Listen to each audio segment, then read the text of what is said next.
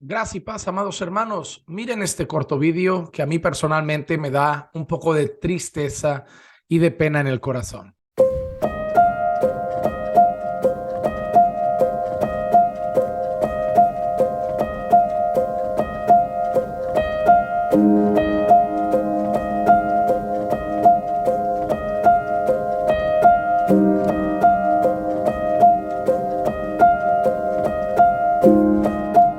Hermanos, yo sé que la manera como algunas personas quieren mostrar su devoción no siempre es la misma en todos nosotros, pero me apena realmente en el corazón cuando me encuentro con personas que consideran que ciertos actos como los que acaban de ver en el vídeo o, no sé, muestras de devoción más bien tirando a sacrificios físicos, les va a traer como el favor de Dios sobre sus vidas.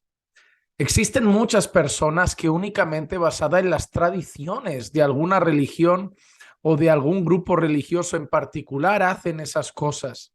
Si tú les preguntas a la luz de la palabra del Señor por qué hacen eso, por qué, en qué parte de la Biblia dice que deben ir de rodillas a trazar un camino, o en qué parte de la Biblia dice que deben fustigarse en su espalda, o en qué parte de la Biblia dice que deben ir arrastrándose durante más de 1 kilómetro, 2 kilómetros hasta llegar a un lugar. La verdad es que la mayoría de ellos no te sabrán responder con la palabra de Dios.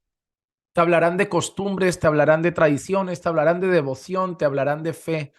La mayoría de ellos muchas veces pasa más allá de la devoción, es la búsqueda de la solución de un problema. En muchas ocasiones esos paseos de rodillas, a veces que traen problemas físicos a las personas, eso acaban haciéndolo muchas veces en búsqueda de alguna solución a algún problema, quizá la enfermedad de un ser querido, quizá una deuda, quizá un problema personal, y muchas veces hacen esos votos y promesas esperando que alguien, una deidad, un santo, alguna cosa a los que ellos rinden culto, entonces les proporcione la solución a ese problema que tienen. Pero la realidad es que nosotros debemos saber que esas cosas no las demanda Dios. Y es con mucha pena en el corazón que me gustaría comentar estas cosas. Yo no quiero que nadie piense que vengo aquí a herir, que vengo aquí a lastimar, que vengo aquí con el deseo de ofender. No es para nada mi intención. Mi único deseo es expresar algunas ideas que la Biblia muestra para que esas personas, yo creo que deberían ser libres de esas prácticas que muchas veces solo los mantienen esclavizados a rituales religiosos que no tienen nada que ver con Dios y con su palabra. La primera cosa que quiero decirles es que Dios claramente dice que Él prefiere la obediencia que los sacrificios. Una de las cosas que vemos en la Escritura es que había personas que hacían sacrificios a Dios, pero luego seguían viviendo sus vidas alejados de Dios.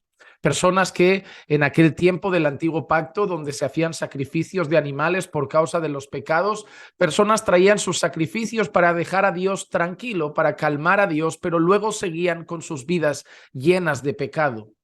Y Dios en ese contexto les recuerda que Él prefiere la obediencia que el sacrificio. Que el deseo de Dios no es que las personas se estén fustigando y el deseo de Dios no es que las personas estén haciendo sacrificios, sino que el deseo de Dios es que las personas vivan una vida de obediencia. Hacer esas cosas no compensa cosas malas que hemos hecho hacia Dios.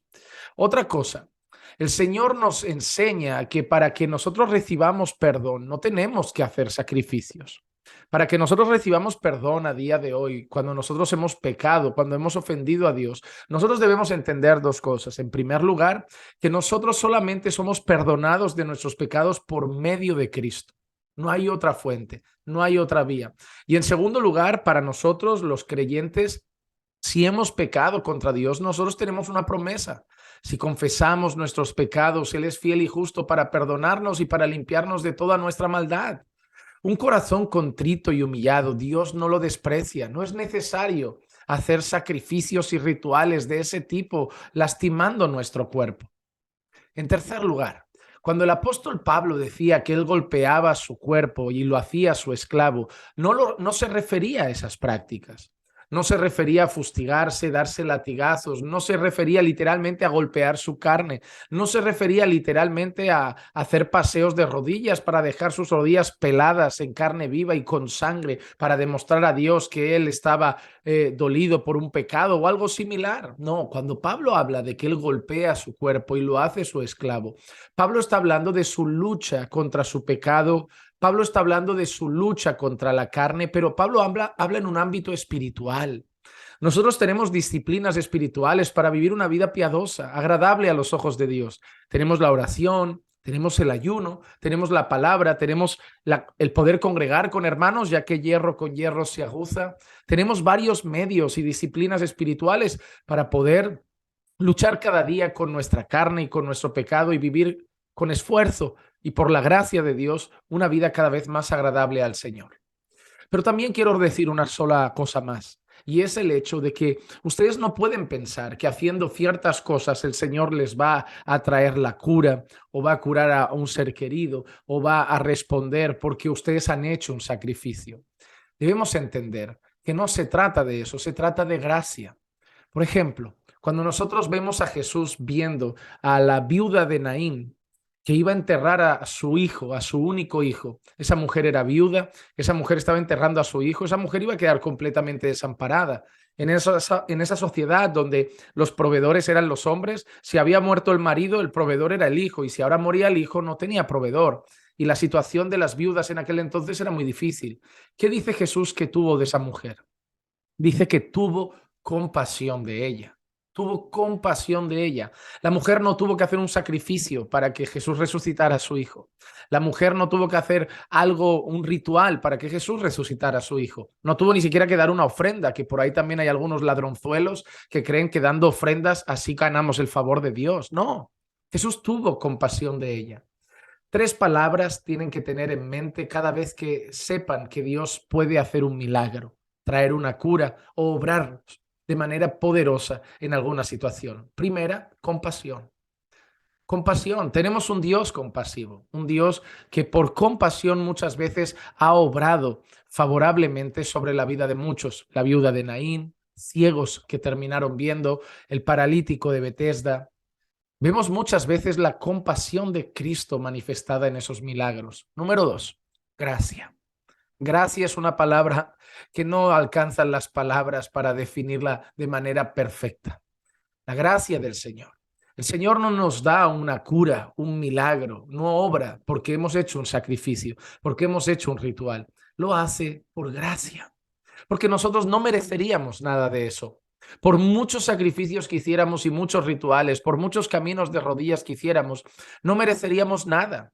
Todo lo que el Señor concede es solo por gracia. Es favor inmerecido de Dios. Si Dios cura a alguien y hace un milagro, gracia. Si Dios abre una puerta de trabajo, gracia. Si Dios restaura una familia, gracia. Si Dios restaura una vida, gracia. Es gracia, más gracia, más gracia. No hay nada más que gracia. No es la respuesta a nuestros sacrificios, no es la respuesta a nuestros rituales, es pura gracia. Pero número tres, recuerden esto, soberana voluntad. Si Dios hace un milagro es porque Él quiere hacerlo. Porque no hay una regla. Si tú recorres 10 kilómetros de rodillas, hay una cura. Si tú haces el camino de Santiago y tocas al santo, a la figura del santo ahí al final, hay una cura. Si tú haces esto, hay un milagro. No, no hay una regla. No hay una regla. No todos se curan. No siempre hay un milagro. No siempre alguien es sanado del cáncer. No siempre el Señor hace lo mismo con todos. El Señor es soberano. A veces hace algo y a veces decide no hacerlo. Y sigue siendo Dios y sigue siendo bueno. Así que debemos entender que para que Dios obre un milagro, no se trata de hacer sacrificios, se trata de si Dios quiere hacerlo y si Dios por gracia lo hace. Dios no hará un milagro en respuesta a un sacrificio personal nuestro, porque no hay nada que podamos hacer que compre un milagro de Dios. Son actos de compasión, gracia y de soberana voluntad divina. Yo espero que aprendiendo estas cosas, dejen de hacer esas cosas. Dejen de atarse a religiones que simplemente los esclavizan a rituales, que yo sé que, se ve muy bonito, qué devoto, pero no se trata de si es bonito, no se trata de si es devoto, Se trata de si es correcto a la luz de la palabra. Si yo te dijera que hacer todo eso no sirve de nada, entonces lo harías. En el fondo, hay una tradición detrás que te enseña que eso vale para algo. Pero la realidad es que Dios no pide eso de nadie. La verdadera fe no se trata de sacrificios.